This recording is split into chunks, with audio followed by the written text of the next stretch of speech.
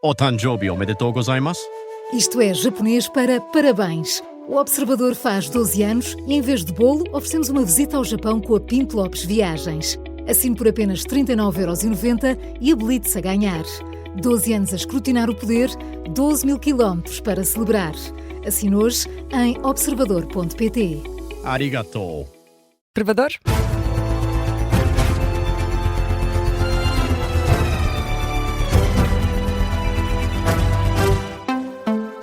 Começa agora o Jornal das 8, edição do jornalista Martim Madeira, e começamos com o final da Liga dos Campeões. Vai nas grandes penalidades. Por agora, Gabriel vai bater o último penalti que falhou e, portanto, o PSG é campeão da Europa pela segunda vez consecutiva. Há 8 anos que este feito não acontecia. O PSG ganha a Liga dos Campeões. Neste preciso momento, Gabriel Magalhães falhou o penalti decisivo do Arsenal, que para empatar as grandes penalidades estava por uma diferença de 1. Gabriel Magalhães mandou a bola por cima da baliza, por cima da barra, voou para as bancadas do estádio Puskás Arena e, portanto, agora o PSG é bicampeão europeu. 8 anos depois faz o feito que não era repetido desde o Real Madrid de Cristiano Ronaldo. Seguimos com as notícias também no desporto. Afonso Eulálio é o melhor jovem do Giro de Itália. O ciclista português vai terminar no 6º lugar da competição. Conquistou a camisola branca e venceu a classificação da juventude no Giro de Itália. Afonso Eulálio garante o prémio de melhor jovem do Giro. É o segundo ciclista português a subir ao pódio, depois de João Almeida em 2023. Torna-se também no 4º ciclista nacional a terminar no top 10 do Giro, juntando-se a um lote que já tinha João Almeida, Acácio da Silva e também a lenda Joaquim Agostinho. Depois da prova de hoje, em que fechou esse 6º lugar na volta à Itália, Afonso Eulálio reagiu assim. We suffered so much during these 3 weeks, but we arrive in the final and we have something is so good. Aqui Afonso Eulálio a dizer que foram semanas de longo sofrimento, mas a chegar à etapa final do Giro de Itália é muito especial, é o que diz o ciclista português.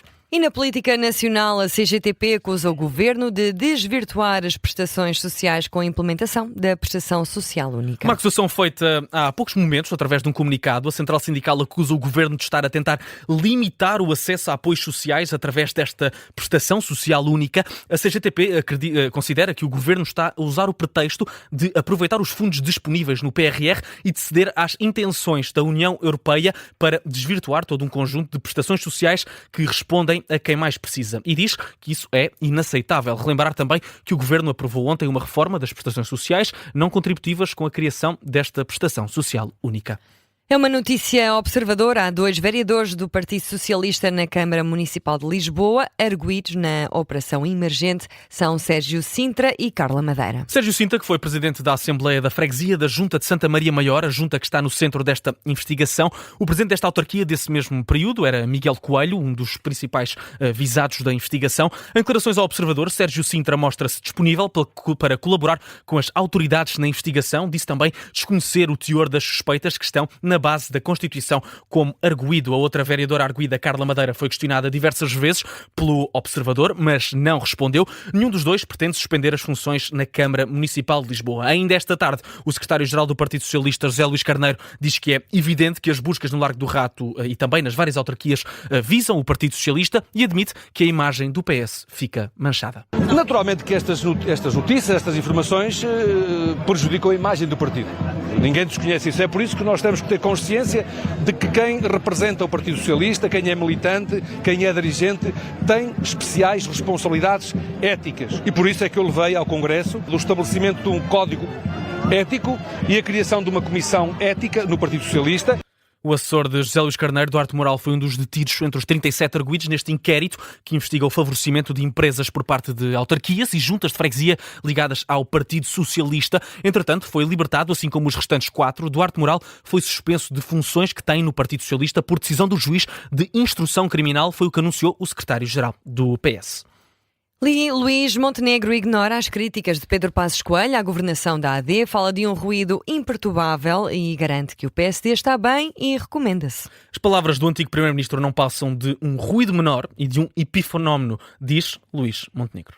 O partido está, mais uma vez o digo, coeso, unido, focado e imperturbável face a ruídos que são ruídos menores, face àquilo que é a grandeza da nossa missão.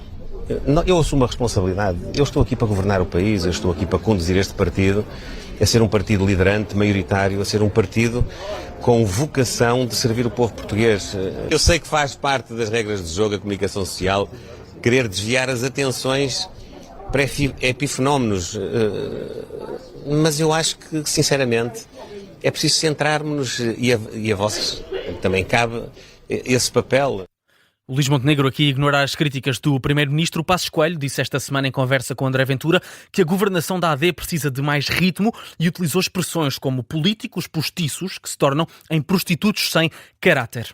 São declarações do presidente do PSD que surgem depois de ontem Hugo Soares ter desafiado Pedro Passos Coelho a apresentar as divergências com a atual direção no Congresso do partido. Congresso do PSD que se realiza a 20 e 21 de junho em Anadia. Na SIC Notícias, o líder parlamentar social-democrata diz que as críticas têm de ser feitas no local próprio. Se tivesse alguma divergência com alguém interna no partido, como de resto já aconteceu no passado, preferiria fazê-lo no local próprio. Acho que é assim que deve ser. É para isso que existem os Conselhos Nacionais, os Congressos Nacionais.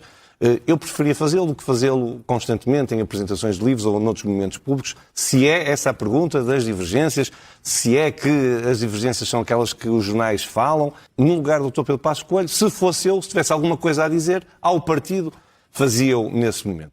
As declarações de Hugo Soares, líder parlamentar do PSD, na SIC Notícias.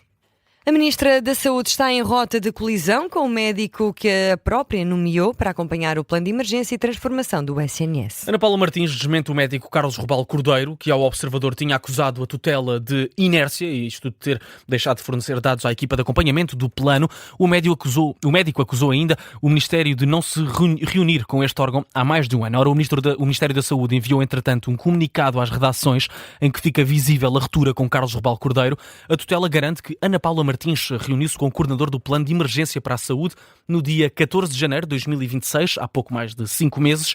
O Ministério realça ainda que Carlos Robal Cordeiro manifestou disponibilidade para apresentar um segundo plano para o SNS, mas nunca o fez, sendo que o Observador noticiou também esta semana que estão ainda por cumprir 40% das medidas que constam deste Plano de Emergência e Transformação do Serviço Nacional de Saúde, só que na noite de ontem o site do SNS acabou por ser atualizado, passando o Ministério da Saúde a considerar concluídas 88% das medidas, cerca de 46 em 52. E figuras da extrema-direita de vários países reúnem-se hoje em Portugal para uma cimeira anti-imigração. Nas últimas horas, Martim, foi anunciada a presença de um dos principais rostos das políticas de deportações em massa da administração Trump. Trata-se do comandante-geral da Polícia de Fronteira dos Estados Unidos, afastado em janeiro deste ano, na sequência da morte de uma manifestante em Minneapolis. Ele é o convidado de surpresa desta segunda edição do encontro, que terá lugar hoje na Figueira da Foz. A Re-Immigration Summit promove o conceito de reimigração, a expulsão de imigrantes para travar uma teoria da substituição demográfica em curso dos europeus brancos. Por cá, a organização está a cargo de Afonso Gonçalves, o líder do movimento de extrema-direita Reconquista, aliado do Chega, como disse o vice-presidente e deputado do partido, Pedro Frazão, numa mensagem que enviou por ocasião no Congresso do Grupo.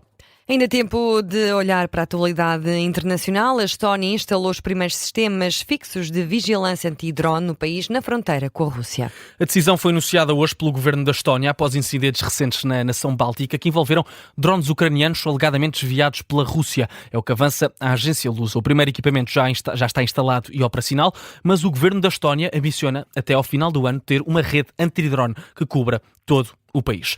A fechar, multiplicam-se as reações às controvérsias de Donald Trump por parte de grandes líderes com o escalar da guerra com o Irão. E agora junta-se mais uma. Vilas Boas diz que não se revê de todo em Donald Trump. Trump que não foge de críticas, até do mundo do futebol português. E a que propósito, Martim, surge este comentário? Foi numa entrevista à Eco que o presidente do Futebol Clube do Porto recordou ter sido treinador na China, mas também na Rússia, durante a invasão da Crimeia. Aqui a fazer uma espécie de comparação um bocadinho estranha para falar sobre Donald Trump. André Vilas Boas evitou comentar a geopolítica desses dois países, mas afirmou que, enquanto cidadão português, não se revê no posicionamento cada vez mais agressivo por parte dos Estados Unidos e da administração Trump. E quem sabe não ouvimos um dia Vilas Boas no Contracorrente. Acho que se calhar merece o convite, não sei. E assim fechamos o Jornal das 8, edição do jornalista Martim Madeira.